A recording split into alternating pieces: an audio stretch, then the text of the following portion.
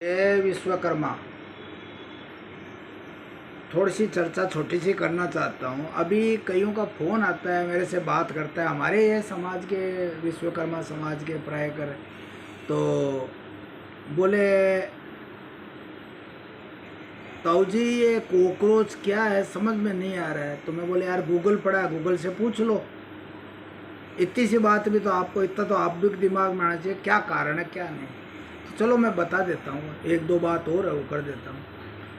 ऐसे हुआ था, कोई फरियादी सुप्रीम कोर्ट के अंदर में गया था तो न्याय के लिए, तो वहाँ के मजिस्ट्रेट ने थोड़ा सा उसको डांट दिया, डांट के कह दिया कि आप कोई भी काम के लिए बेरोज़गार हो, आप जो है फालतू कर रहे हो, कोई यूट्यूब बना लेता है, कोई कुछ बना लेता है, ये फालतू काम करते हो, तो कॉकरोच की तरह हो। तो उनके मुंह से कॉकरोच वगैरह निकल गया। अब निकल गया तो कई लोग जो है, आजकल तो पढ़े लिखे लड़के हैं, बेरोज़गार तो है ही, बेरोज़गार जो है वही वो उसको जो है उस ढंग से, तो उन्होंने किसी ने ITI से और से AI से, आजकल सिस्टम तो है ही है, वो कॉकरोच जनता पार्टी नाम रख लिया, रख करके और ये तैयारी कर ली कि हालांकि कोई राजनीतिक पार्टी नहीं है, लेकिन आज अभी मैं बोल रहा हूँ, अभी तक 2.5 करोड़, कल परसों तक 2 करोड़ थे, आज 2.5 करोड़ तक उसका व्यू हो चुका है। तो सबसे ज़्यादा ताकत बन चुकी है। तो इसके अंदर में चर्चाएं हो रही है कि भाई ये कोई पार्टी वगैरह कुछ नहीं है, ये एक दुनिया का, इस वक्त भारत के लोगों का आक्रोश है, बेरोज़गारों का और का। जो भी बेरोज़गार है, जैसे मैं हूँ बेरोज़गार, तो मैं भी कॉकरोच। तो जैसे कर नहीं सकते कुछ जवानों की तरह, तो कुछ लोग इसके अंदर में 40-50% यूथ भी है, तो ये अपना आक्रोश जो है जाहिर कर रहे हैं। पहली बात तो ये हुई। अभी एक दूसरी बात सुना था राजस्थान के अंदर में कि राज्यसभा में सुथार मतलब जांगिड़ खाती और स्वर्णकार, इन दो को जो है राज्यसभा में चर्चाएं आ रही है, मेरे पास कई फेसबुक में और में है। तो भाई मैं ये सोच रहा हूँ, वैसे तो डॉक्टर अंबेडकर ने बिल्कुल क्लियर लिखा है संविधान में कि राज्यसभा में वो कौम आनी चाहिए, वंचित और इंजीनियर को, क्योंकि वो जीत के आ नहीं सकती, उनको राज्यसभा में क्यों, बुद्धिजीव समाज है ये, इनको आना जरूरी है। लेकिन आज का वक्त ऐसा आ चुका है कि तो जो है धनाढ़ या लठ की ताकत या अपनी राजनीतिक ताकत से दूसरे ही आ जाते हैं, इन समाजों को नहीं लेते हैं। फिर भी मैं ये कहता हूँ कैसे लेंगे, मेरे को हालांकि हो जाए तो बहुत अच्छी बात है, क्योंकि हमारे जो समाजों के लोग जो है वोट तो बीजेपी को ही देते हैं, और बीजेपी कैसे देगी आपको, जब दे ही रहे हो तो बिना मतलब का आपको देख करके करेगी क्या। देते उसको है जिस समाज का वोट लेना है, कि यार ये समाज नाराज़ है इसको दे, तो आपको नाराज़ तो होना आता नहीं है, न रोना आता है, कुछ भी आता है, तो मेरे को उम्मीद कम है, अगर हो जाए तो अच्छी बात है।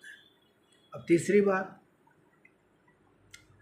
वोट जो है हम लोग वो अब कहते हैं ना कि चोरी हो गई, कोई किसी के डकैती, अरे चोरी तो सबसे बड़ी आपके अधिकार की, वोट की चोरी अगर होती है तो उस पर ध्यान दो, वोट को बचा के रखो।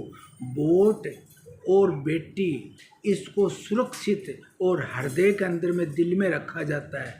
वोट है यहाँ हर एक को, ऐसे जो है किसी के माहौल में मीडिया कुछ बोलती है या कोई नेता है या हमारे समाज का नेता है या उसका नेता, नहीं, पहले परखो, पहले जानो, उसके बाद में मानो, फिर वोट के लिए सोचो। वोट जिस दिन देना सीख जाओगे तो आपको अधिकार भी मिलना चालू हो जाएगा। आपको अधिकार मिलना कुछ नहीं है, कुछ समझ ही नहीं रहे, न तो राजनीतिक समझते हो बात को। हर बात के अंदर में आपसे बहस करवा लो, हमारे अति पिछड़ा समाज से बहस करवा लो, वो भी बिना तरक्की बात हो तो बात करें, तरक्की बात करते नहीं।